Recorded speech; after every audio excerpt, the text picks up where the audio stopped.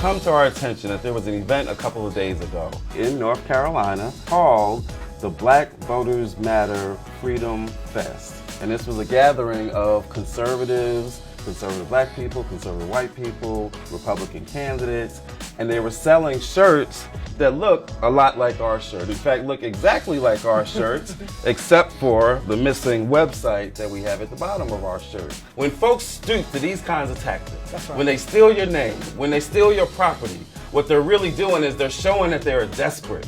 What they're showing is that they don't have enough reach and enough followers That's to right. just do an event on their own, so they want to steal somebody else's stuff. And so first and foremost, what we want you to know is, instead of us being mad, we ought to be kind of happy, because what it means is that we are winning. That's right. And it means that the theme of this tour, the reason why we're even in North Carolina, we are on a tour that's called the We Got Power Tour. That's right. And if we weren't clear that we got power, the fact that they stoop to these tactics That's should right. remind us that we know we have power, and we know we are winning, and we know that they are scared.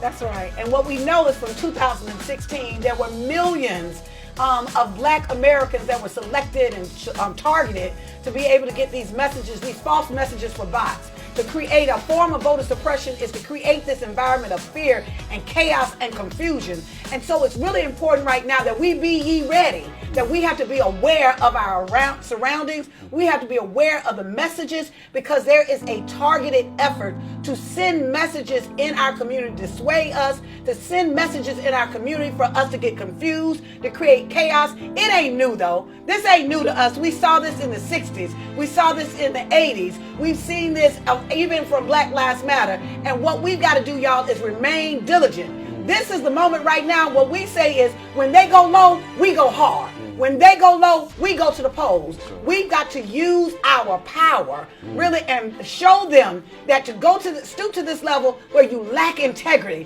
that you would actually steal the intellectual property of an organization because you don't have any ideas. But at the end of the day, the reason why they're doing it, because it's working, y'all. We are winning. We are winning, and we've got to go harder. This is our moment.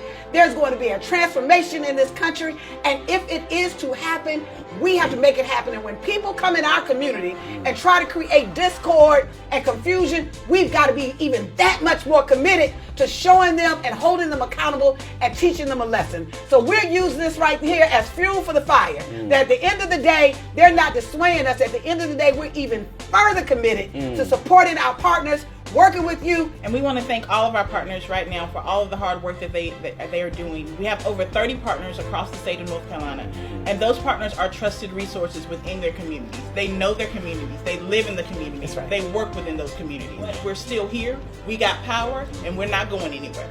And thank you to the many partners that reached out to Danielle as soon as they saw this, because when you got disinformation, that's what you got to do. We got to check our sources. That's right. We got to pick up the phone. We got to make sure that we are vigilant when we right. know that people are targeting us with this kind of disinformation. And so we thank you all for reaching out, for trusting and knowing that this wasn't us, and most importantly, for demonstrating every day that we got power.